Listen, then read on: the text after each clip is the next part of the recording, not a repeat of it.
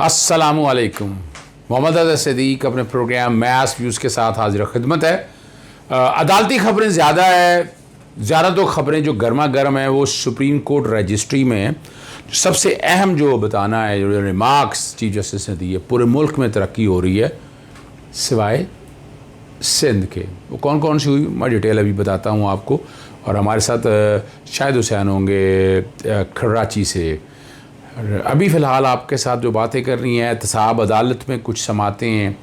आशियाना housing scheme case की समात थी, 8 जुलाई तक अदालत में समात मुलतवी है। जज असद अली हैं। शहबाज शरीफ हाज़िरी माफ़ी की दरख्वास्त दी और ये कहा कि बजट इजलास में मसरूफ़ हैं। अदालत ने हाज़िरी माफ़ी की दरख्वास्त उनकी मंजूर कर ली। ये बड़े अहम केसेस हैं जिसमें करप्शन में बचा नहीं जा सकता। ट्रायल कोर्ट के जजेस अभी तैनात नैब कोर्ट के हुए नहीं हैं। ये एक आम सी बात जो कही जा रही है कि जजेस बाकायदा ट्रांसफ़र कराए गए, और ख़ास तौर पर बात जो की जा रही है वह नवाज़ शरीफ माफियाज़ या उनके हवाले से है। इसमें राना सनाउल्लाह का भी, और गालबन मनपसंद के जजेस लाना चाहते हैं, जैसे अरशद अली को लेके आए थे, और अपने मर्ज़ी के फ़ैसले वो करवा सकें। ये कोई एक सुनने में बातें आ रही हैं। हालात और वाक़यात आपके सामने, और शायद वफाकी हुकूमत ने भी उन जजेस के जो नामजद तकर्रियाँ इसीलिए रोकी हुई हैं कि उन जजेस के बारे में बहुत एतराज़ात हैं, और वो नज़र आ रहा है कि आप तारीख़ तौर पर कोई ना कोई एडवांटेज कहीं ना कहीं है। दूसरा जो केस था वो शहबाज शरीफ फैमिली मनी लॉन्ड्रिंग केस था, वो उसकी समाअत भी 8 जुलाई तक मुलतवी हो गई है। हमजा शरीफ की हाज़िरी मुकम्मल कर ली गई। शहबाज शरीफ की जानिब से हाज़िरी माफ़ी की दरख्वास्त आई थी, और वो जो आपके सामने बता दिया बजट सेशन के मुताबिक नहीं आ सकते, और इस बुनियाद पर ये केस भी, ये दोनों जो एहतसाब अदालत के केसेस मुलतवी हो गए। तीसरा केस जो है वो साबिक DGLD आहद चीमा के खिलाफ नाजायज़ असासाजात रेफरेंस की, इसकी समाअत भी 8 जुलाई के लिए मुलतवी हुई है। एहतसाब अदालत 5 में जज के ट्रांसफ़र के बायस केस की पेशरफ ना हुई। आहद चीमा खुद अदालत में पेश हुए, और आहद चीमा ने अंदरूने और बैरून मुल्क अरबों रुपए के नाजायज़ असासे में, इसमें तो कोई बात, इसमें तो हकीकत है कि शहबाज शरीफ ने जो DGLD हमेशा या नवाज़ शरीफ उन्होंने इनको नवाजा है, उन्होंने अपने तरीके से LD को लेकर आए हैं और अपनी हेजमनी या अपने मामलात को कंट्रोल किया है, चाहे गवर्नमेंट की शक्ल में, पुलिस की शक्ल में, FIA की शक्ल में, नैब की शक्ल में, हर महकमों में उन्होंने अपने भर्ती कराए और ऐसे लोग साथ अपने रखे हैं। अगला जो इशू है वो लाहौर हाई कोर्ट के हवाले से अहम इशू इस कॉन्टेक्स्ट में है कि ये आप ज़मीनें जो है ना एक्वायर करके ले लेते हैं, पैसे नहीं देते, मार्केट रेट नहीं मिल पाता, और इसी तरह का है कि इस तरह खातून का कि मुआवजा अदा नहीं किया। चीफ जस्टिस कासिम खान की दरख्वास्त में समाअत हुई, और पंजाब हुकूमत 3 करोड़ 8 लाख रुपया अदा करने की यकीन दहाने करा दी उन्होंने। बाकी रकम 92 लाख की अदायगी के लिए 15 जुलाई तक मोहलत दी जाए। आप हाल देखिए पंजाब हुकूमत का ये हो चुका, शहरी खातून से ज़मीन ले ली गई, उस पर सड़कें बना ली, मगर रकम अदा नहीं की। लोग जलील हो रहे हैं। 15 जुलाई के बाद 1 लाख रुपया रोज़ाना जुर्माना करूँगा। साल कबल राज़ी हासिल की गई, मगर मुआवजा अदा नहीं किया गया। ये सरकार का गरीब आवाम पर जुल्म है, ये सोचना पड़ेगा। बड़ी ज़्यादती होती है इन सारे मामलात को सामने रखते हुए, और हुकूमतों को सोचना चाहिए। ये सियासी गवर्नमेंट नहीं, बाकी सबको एक तरफ रख दें, लेकिन आपको ये तय करना पड़ेगा कि ये मामलात किस तरह लेकर चलने हैं। अगली जो बात आपके सामने रखनी है वो मुस्लिम लीगी MP सैफ खोखर, लूट मार, कब्ज़ा माफिया, ये सारे लोग यहाँ पर मौजूद हैं। अबूरी ज़मानत पर केस की समाअत हुई है। खोखर बरदरान के मज़ीद 8 जुलाई तक अबूरी ज़मानतों में तोसी कर दी है। इन्होंने सैफ खोखर वगैरह ने अदालत के रूबरू हाज़िरी लगवाई और लंबी तारीख देने की इस्तदा की।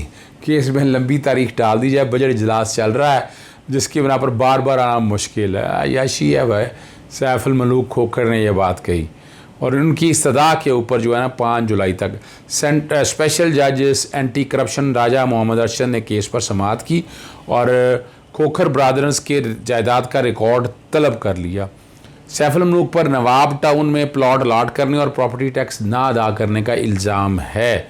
अब ये जो खोकर बरादर कहते हैं वो कहते हैं सियासी बुनियादों पर केस दर्ज किया है, कोई गैर कानूनी अलॉटमेंट नहीं कराई और कहते हैं प्रॉपर्टी टैक्स सालाना अदा करते हैं। बहल अदालत ने ज़मानत की दरख्वास्त उनकी मंजूर करते अबूरी ज़मानत में तौसी कर दी है। अभी तक देख लें आप, खोकर ब्रदर्स वन वे और दी अदर किसी तरह से सुप्रीम कोर्ट ने जब मैटर टेकअप किया था, आया था, और इन्होंने जिस तरह भी है सुप्रीम कोर्ट के जज चीफ जस्टिस साकिब निसार साहब ने जो इन लोगों को कब्ज़ा माफिया के ख़िलाफ़ एक्शन लिया था वो बाद में चल नहीं सका। जस्टिस मंजूर मलक साहब के बेंच में आया और सारे मामलात वो ख़त्म हो गए। हालांकि सुप्रीम कोर्ट की सुपरविजन का ये एडवांटेज है कि कानून और आइन के मुताबिक चीज़ें चलती रहती हैं। उन्हें पता है कि अदालतें बैठी हुई हैं और मामलात को वो कंट्रोल करेंगी और हालात और वाक़त को बेहतरी से लेकर चलेंगी। अब देखना ये है कि मौजूदा हुकूमत ऐसे एंटी करप्शन के और कब्ज़े के हवाले से उनकी ड्राइव चल रही है, लेकिन नतीजे क्या निकलते हैं वो आपके सामने हैं। आगे चलते हैं। अभी हम आपको लेकर चलेंगे शाहिद हुसैन के पास कराची में सुप्रीम कोर्ट रजिस्ट्री में बड़ी अहम केस की समाअत हुई। गुजर नाला केस, जो तजावज़ात बारिशों का मौसम आने वाला है उससे पहले ये सारे गैर कानूनी लीजेस के हवाले से है, नालों पर तजावज़ात है, नस्ला टावर का केस है, PTM कॉलोनी है, सिंध हाई कोर्ट अमारत के हवाले से जो पार्किंग के मसले चाह रहे हैं, किडनी हिल का मामला है, 36,000 चाइना कटिंग के हवाले से है, अलादीन पार्क के हवाले से, और चीफ जस्टिस के ख़ास निमाक जो है पूरे मुल्क में तरक्की हो रही है सिवाय सिंध के। चलते हैं शाहिद हुसैन का। जी शायद बताइएगा सुप्रीम कोर्ट में हियरिंग कैसी हुई? जी अज़हर सदीक साहब, आपका बहुत शुक्रिया। मैं सुप्रीम कोर्ट रजिस्ट्री में इस वक्त भी मौजूद हूँ। आज जो कराची के मामलात के ऊपर चीफ जस्टिस ऑफ पाकिस्तान ने जो केसेस की समाअत की वो इंतहाई अहमियत की हामिल है, क्योंकि ये आज के हुक्मनामे नहीं है जिस पर चीफ जस्टिस ऑफ पाकिस्तान अमल दरामद चाह रहे हैं, बल्कि इससे पहले जब 2018 से चीफ जस्टिस मुसलसल कराची में तकरीबन 36,000 से ज़ायद रफ़ाही प्लाट्स, इसके अलावा प्ले ग्राउंड्स और जो मुख्तलिफ खेल के मैदान के अलावा जो अस्पताल, स्कूल और जो पब्लिक पार्क से उनके ऊपर जो कब्ज़ा हो चुका था उसको अदालत ने जो हटाने का हुक्म दिया था, उनको मस्मार करने का हुक्म दिया था, और उसके बाद फिर वो पार्क, तमाम जो पार्क है उनको असल हालत में बहाल करने का हुक्म दिया गया था। लेकिन बार बार हम देख रहे हैं कि अदालती हुक्म पर अमल दरामद नहीं हो रहा, और ख़ास तौर पर जो गुज़श्ता जो साल मानसून की बारिशों के दौरान कराची डूब गया था, उस हवाले से भी चीफ जस्टिस ने जो हुक्मनामा जारी किया था 2 साल गुजर जाने के बावजूद जो वो उन पर भी अमल दरामद होता हुआ नज़र नहीं आ रहा। उस पर भी चीफ जस्टिस जो है पाकिस्तान काफ़ी नाराज़ है। सबसे पहले आज जिस तरह 9:30 बजे आके केसेस की समाअत हुई यहाँ कराची में, तो उस दौरान सबसे पहले उन्होंने जो केस टेकअप किया वो केस था उरंगी नाला और जो गुजर नाला है उसमें तजावज़ात के ख़ात्मे, और इसके अलावा जो तजावज़ात के ख़ात्मे से हवाले से जो मुतासरीन थे उन्होंने भी जो अदालतों से रजू किया था उस केस को सबसे पहले टेकअप किया।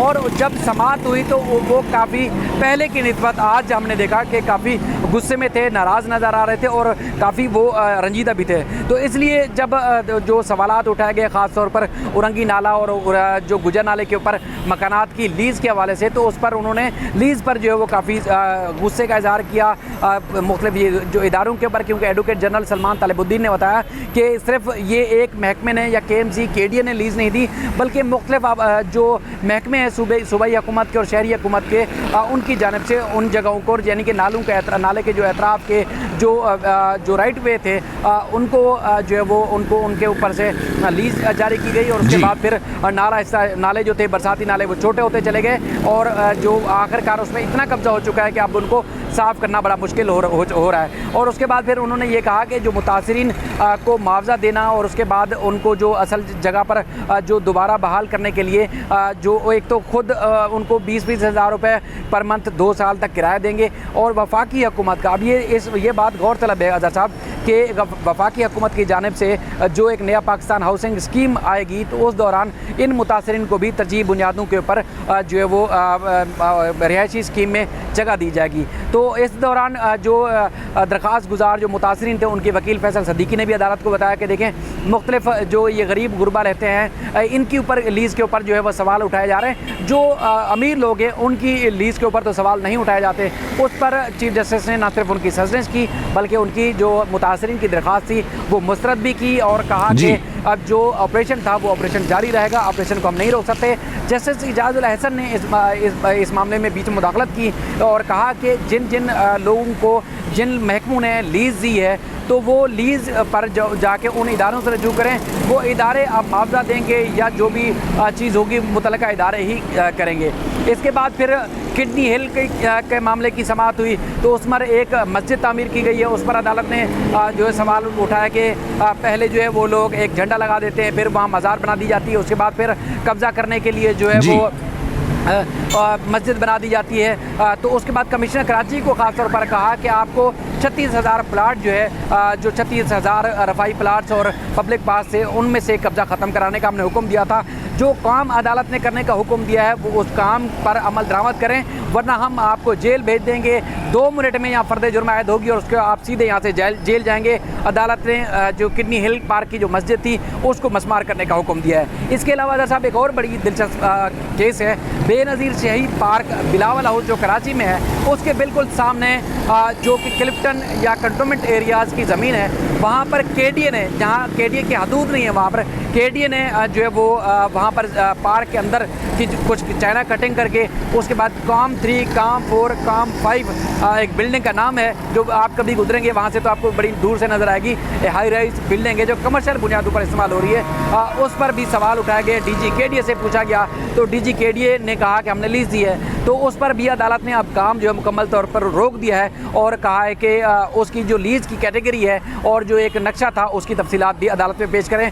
उसके बारे में, इस जगह के बारे में कहा जाता है कि वो जगह जो है वो आसिफ अली जरदारी साहब के कुछ शराकतदारी इस वजह से उनको लीज़ दी गई है। समाअत के दौरान जो एक यूनुस मेमन का बीच में बड़ा तज़किरा आया, जिस तरह पहले आप टप्पी का नाम सुनते थे, मंजूर कादिर काका का नाम सुनते थे, तो इस तरह इस बार नया नाम सामने आया है। वो किसी और शख्सियत के मुंह से नहीं निकला, बल्कि चीफ जस्टिस पाकिस्तान ने इस मामले में सवाल उठाया, वो हैं यूनुस मेमन। और यूनुस कुदवाई भी कुछ लोग नाम रहे हैं, लेकिन यूनुस मेमन नाम है उनका। आसिफ अली जरदारी साहब के दोस्त समझे जाते हैं। और उसके बाद इनकी कुरंगी का इलाका जो है लांडी, और इसके अलावा जो कुरंगी है और लांडी है, यहाँ पे बड़े बड़े उनके पार्क हैं, लेकिन वो कनाडा में रहते हैं। तो इस पर अदालत ने कहा कि कराची जो है पूरा कनाडा से चलाया जा रहा है और हमें मालूम है कि वह कनाडा में बैठ के यूनुस मेमन जो है वो क्या इक़दाम कर रहा है। अदालत ने एक तो ये सवाल उठाया समाअत के दौरान कि पूरा मुल्क तरक्की कर रहा है, सिंध जो है सिर्फ तरक्की नहीं कर रहा, और सूबाई हुकूमत का ये काम है कि हर चीज़ को बद से बदतर बना दो। ये चीफ जस्टिस पाकिस्तान के रिमार्क से। और उसके बाद फिर जेकबाबाद में एक स्कूल था, वहाँ की खातून ने दरख्वास्त दायर की थी, तो उस पर अदालत ने फिर सवाल किए कि सिंध में एक वाहिद इलाका है सिंध पूरे मुल्क का कि जहाँ पढ़ने की जगह है वहाँ पर गधे बंधे हुए हैं और घोड़े बंधे हुए हैं। उसके बाद फिर जो बड़े लोग हैं उन्होंने अपने प्राइवेट जो है वो क्लब बना रखे हैं, तो अदालत ने उस पर भी बड़े सवाल उठाए। उसके बाद फिर 36,000 जो प्लाट हैं उनको अदालत ने मुकम्मल तौर पर जो है वो बहाल करने का हुक्म दिया है। समाअत के दौरान एक और भी चीज़ जो बड़ी ख़ास थी जो सामने आई वो ये था कि गुज़श्ता दिनों आपने देखा कि रेलवे का जो सखर रीजन के अंदर जो एक हादसा हुआ था, उस पर अदालत ने काफ़ी सवाल उठाए। और अदालत ने एक तो आज़म सवाती साहब का जो स्टेटमेंट था उसमें भी काफ़ी नाराज़गी का इजहार किया, तशवीश का इजहार किया कि किसी वज़ीर से ये हमें जो है तवक्को नहीं रख सकते थे कि कोई वज़ीर इस तरह का गैर संजीदा बयान देगा, जिसमें उन्होंने कहा था कि अगर मेरे इस्तीफ़े देने से अगर ये जो जाम बहक होने वाले हादसे में जाम बहक होने वाले जो अफराद हैं वो वापस आ जाते हैं तो मैं इस्तीफ़ा देने के लिए तैयार हूँ। तो उस पर उन्होंने कहा हम तो तवक्को कर रहे थे कि जब प्रेस कॉन्फ्रेंस करने जाएंगे आज़म सवाती साहब तो वहाँ इस्तीफ़ा देंगे, लेकिन उन्होंने इस्तीफ़े के बजाय इस तरह का गैर जिम्मेदाराना बयान दिया। अब उन्होंने कहा वज़ीर-ए-आज़म पाकिस्तान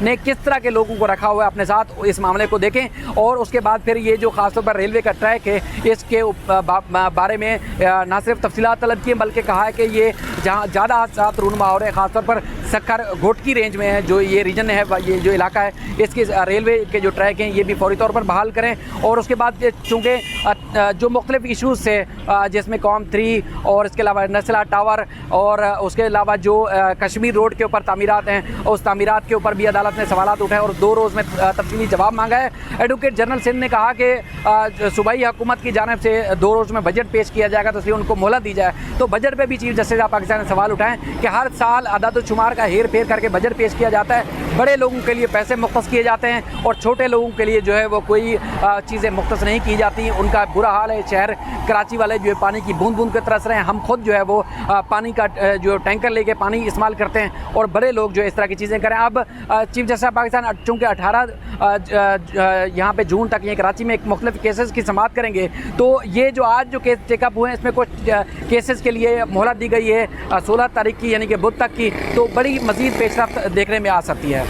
जी, आपने शाहिद हुसैन से तमाम तफसीलात सुनी जो सुप्रीम कोर्ट कराची रजिस्ट्री में 3 रुकनी बेंच जिसकी सरबराही चीफ जस्टिस खुद कर रहे थे और उस समाअत के अंदर अदालत में बड़ा वाज़ेह तौर पर रखा है मामला।